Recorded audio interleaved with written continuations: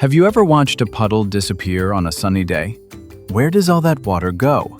Today, we're following a tiny water drop as it floats up into the sky, meets other droplets in the cold air, and helps build a fluffy white cloud. By the end, you'll know exactly how evaporation makes the clouds you see above you every day. Welcome to Goalie's Pip Academy. So, what is evaporation? It's the amazing process where water on the ground gets heated by the sun, turns into an invisible gas, and floats high into the sky.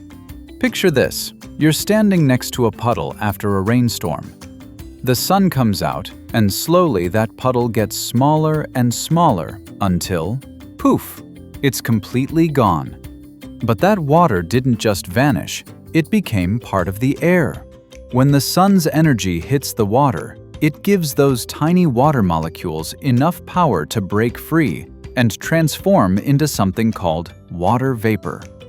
Water vapor is invisible water. You can't see it, but it's there, floating all around you right now. It's so light that it rises up, up, up into the atmosphere, like a balloon filled with helium. Every single day, the sun is pulling water from oceans, lakes, rivers, and puddles, turning it all into invisible vapor that's constantly climbing toward the sky. Okay, pop quiz time. Multiple choice question. When a puddle disappears on a sunny day, where does the water go? A. Sinks underground. B. Turns into water vapor. C. Animals drink it. D. Sun burns it away.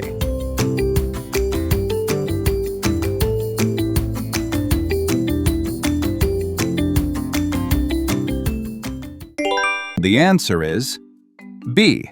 It turns into water vapor and floats up to the sky. The sun doesn't burn the water away. It just gives it enough energy to transform into a gas and start its journey upward. Hey, you're watching Goalie's Pip Academy, where we teach about science, geography, history, everything about the whole world. If you want to watch these classes with no ads, no distractions, go to getgoalie.com. Now, here's where things get really cool. All that invisible water vapor keeps rising higher and higher into the atmosphere. But the higher you go, the colder it gets. Way up there, it's freezing cold, even on a hot summer day down here on Earth. Up in the cold parts of the sky, usually about 1 to 2 miles above your head, the water vapor starts to cool down. And when it cools down enough, it can't stay invisible anymore. It transforms back into tiny, tiny liquid droplets, so small that you'd need a microscope to see just one. But here's the amazing part. Billions and billions of these microscopic droplets start clustering together around even tinier specks of dust or salt floating in the air. These dust particles are like little meeting spots where water droplets can gather. And when enough of these droplets come together, boom, you've got yourself a cloud. That fluffy white thing you see in the sky isn't solid at all. It's actually billions of tiny water droplets, so light they can float on air currents, all packed together. Now, you might be wondering, why are some clouds white and puffy while others are dark and scary looking? Great question. It all depends on how many water droplets are packed into the cloud. White fluffy clouds have droplets spread out a bit, so sunlight can bounce through them. Dark storm clouds are packed with water droplets and ice crystals, so thick that sunlight can't get through. And here's a weird fact. A single fluffy cloud can weigh as much as 100 elephants. How does something that heavy float in the sky? Because all that weight is spread out over billions of tiny droplets, each one so light that it drifts on air like a feather. Round 2. True or false? Clouds are made of tiny water droplets that come together high in the sky where it's cold.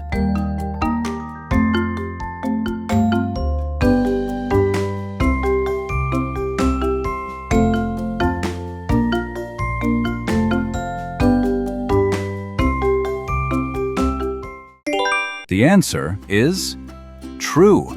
Absolutely true. Those clouds you see are literally billions of tiny water droplets that formed when water vapor cooled down in the cold upper atmosphere. So, we've followed our water drop from the puddle, watched it transform into invisible vapor, and saw it join billions of friends to create a cloud. But the journey isn't over yet.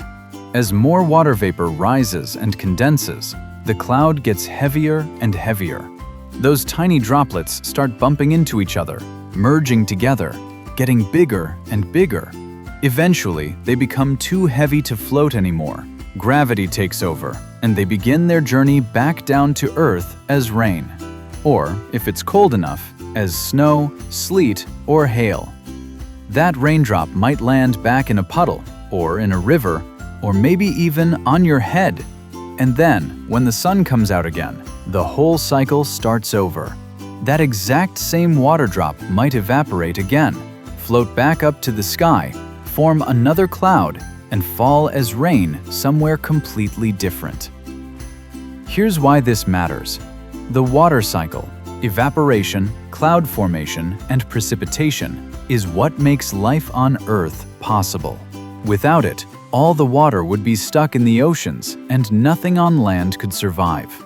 This cycle distributes fresh water all over the planet, watering crops so we can eat, filling rivers so we can drink, and keeping every ecosystem alive.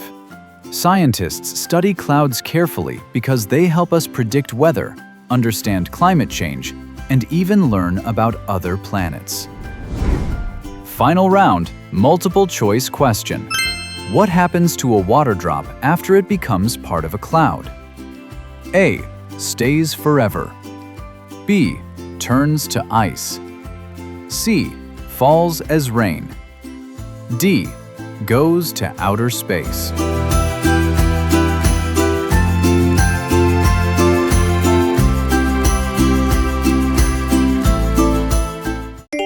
The answer is C. It falls back down to Earth as rain.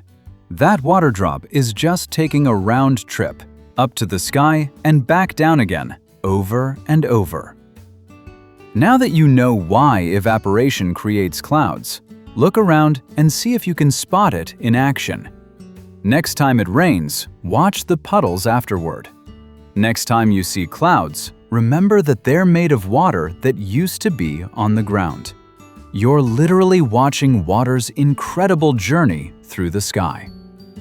If you loved learning about clouds today, stick around because we've got tons more amazing science adventures coming your way. Now get out there, look up at the sky, and remember, you just unlocked one of nature's coolest secrets. See you next time, explorers!